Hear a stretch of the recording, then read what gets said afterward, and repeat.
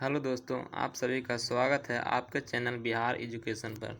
तो आज का टॉपिक हम लोग पढ़ेंगे ऑप्टिक्स, यानी 12th का फिजिक्स ऑप्टिक्स के बारे में हम लोग पढ़ेंगे। ऑप्टिक्स चैप्टर पढ़ेंगे। तो पहला कहता है प्रकाश क्या है। तो सबसे इम्पोर्टेंट चीज़ आता है कि प्रकाश ऑप्टिक्स मतलब कहता है प्रकाश। तो प्रकाश है क्या। तो कहता है प्रकाश ऊर्जा का एक रूप है। प्रकाश क्या है? ऊर्जा का एक रूप है जो हमारी चंद्रियों यानी आँख को उत्तेजित करके दृष्टि संवेदना प्रदान करता है। क्या प्रदान करता है? दृष्टि संवेदना यानी देखने की संवेदना को प्रदान करता है। वो क्या कहलाता है? प्रकाश कहलाता है। कह रहा है प्रकाश और आँखें एक दूसरे के पूरक हैं, यानी अगर प्रकाश ना हो तो आँख भी नहीं देख सकते। अगर प्रकाश है और आँख है तो दोनों की सहायता से हम लोग क्या कर सकते हैं? किसी वस्तु को देख सकते हैं। अगला कहता है दीप्त वस्तुएं। अब दीप्त वस्तुएं किसको बोलते हैं? तो जो वस्तुएं स्वयं प्रकाश उत्सर्जित करती है वे दीप्त वस्तुएं कहलाती है। उदाहरण के लिए सूर्य, तारा, जलता हुआ बिजली का बल्ब, ये सब क्या है? तो ये सब किसके उदाहरण हैं? तो दीप्त वस्तुएं के उदाहरण हैं। अगला देखते हैं अदीप्त वस्तुएं। अदीप्त वस्तुएं किसको बोलते हैं? तो वे वस्तुएं जो स्वयं प्रकाश उत्सर्जित नहीं करती है अदीप्त वस्तुएं कहलाती हैं। जैसे उदाहरण के लिए ये चंद्रमा और कुर्सी, ये सभी क्या हैं? अदीप्त वस्तुएं हैं। और दीप्त वस्तुएं में क्या क्या आ जाते हैं? जो जिसके पास अपना खुद का प्रकाश होता है वो क्या कहलाते हैं? दीप्त वस्तुएं। और जिसके पास खुद का प्रकाश नहीं होता है वो क्या कहलाते हैं? अदीप्त वस्तुएं कहलाते हैं। और यह ऑब्जेक्टिव एग्जाम के व्यू से भी बहुत ही महत्वपूर्ण है। अगला है प्रकाश का परावर्तन। प्रकाश का परावर्तन किसे कहते हैं? Reflection of light. तो कहता है प्रकाश की किरणें जब एक माध्यम से चलकर किसी दूसरे माध्यम के तल से टकराती है और पहले माध्यम में ही निश्चित दिशा में लौट जाती है तो यह घटना प्रकाश का परावर्तन कहलाती है। प्रकाश का परावर्तन किसे कहते हैं? तो प्रकाश का परावर्तन कहते हैं प्रकाश का परावर्तन किसे कहते हैं? तो जब कहता है प्रकाश की किरणें जब एक माध्यम से दूसरे माध्यम में जाती है और यह माध्यम किसी तल से टकराती है तो पहले माध्यम में एक निश्चित दिशा में ही लौट जाती है तो यह घटना क्या कहलाती है? प्रकाश का परावर्तन कहलाती है। आगे है प्रकाश के परावर्तन कितने प्रकार के होते हैं? तो प्रकाश के परावर्तन मुख्यतः दो प्रकार के होते हैं। पहला कौन सा? नियमित परावर्तन और दूसरा अनियमित परावर्तन। अब कहता है नियमित परावर्तन किसे कहते हैं? तो कहता है प्रकाश का वह परावर्तन जिसमें प्रकाश के नियम का पालन करता है नियमित परावर्तन कहलाता है। और दूसरा क्या है? अनियमित परावर्तन। वह परावर्तन जिसमें प्रकाश के नियम का पालन नहीं होता है, इसमें खुरदुरे सतह से प्रकाश का क्या होता है? परावर्तन होता है। इसे अनियमित परावर्तन कहते हैं।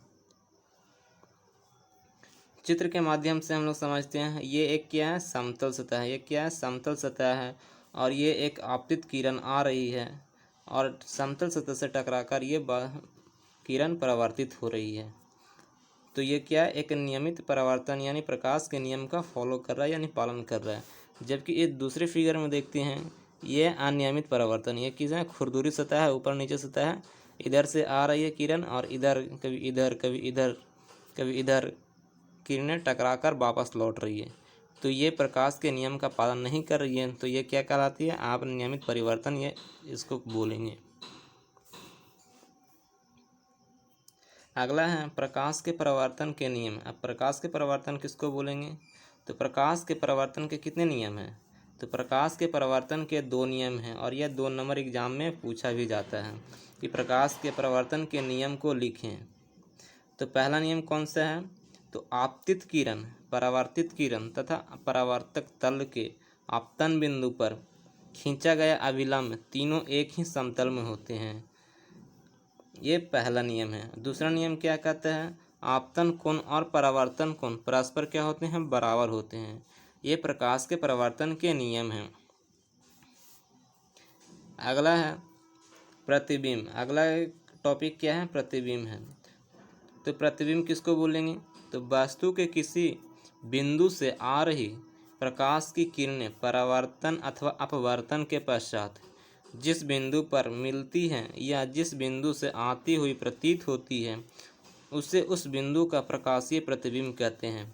अब बर्तन के बारे में भी हम लोग पढ़ेंगे अगले चैप्टर में। इस चैप्टर में सिर्फ परावर्तन के बारे में हम लोग पढ़ेंगे। अगला है प्रतिबिंब। प्रतिबिंब तो देख लिए इमेज। अब प्रतिबिंब कितने प्रकार के होते हैं? तो प्रतिबिंब कहता है 2 प्रकार के होते हैं। कितने प्रकार के होते हैं? 2 प्रकार के। कौन कौन? एक वास्तविक प्रतिबिंब और एक आभासी प्रतिबिंब। तो वास्तविक प्रतिबिंब किसको बोलते हैं?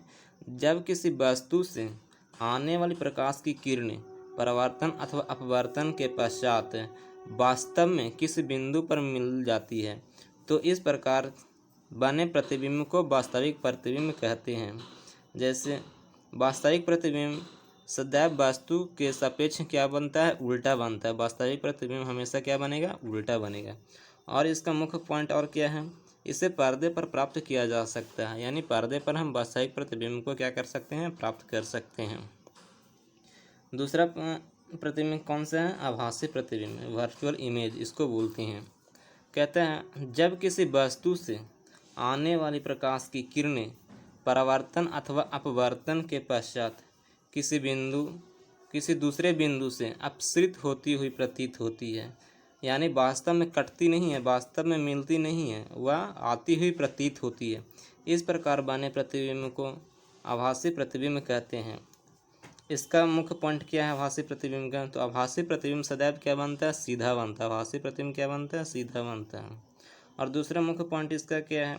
इसे पर्दे पर उतारा नहीं जा सकता है। ये 2 इम्पोर्टेंट इसके मुख्य पॉइंट हो गए। आगे देख लेते हैं वास्तविक प्रतिबिंब और आभासी प्रतिबिंब कैसे कैसे बनता है। तो ये गोलीय मिरर है। क्या है? गोलीय मिरर है, गोलीय दर्पण है।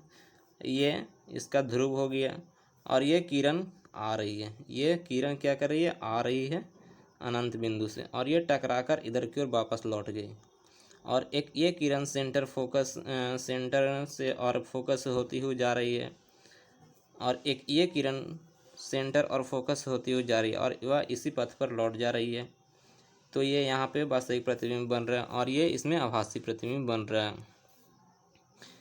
अगले वीडियो में हम लोग समझेंगे समतल दर्पण में प्रतिबिंब के विशेषताएं। क्या पढ़ेंगे? समतल दर्पण में कैसे कैसे प्रतिबिंब बनता है एवं उसकी विशेषताओं के बारे में हम लोग पढ़ेंगे।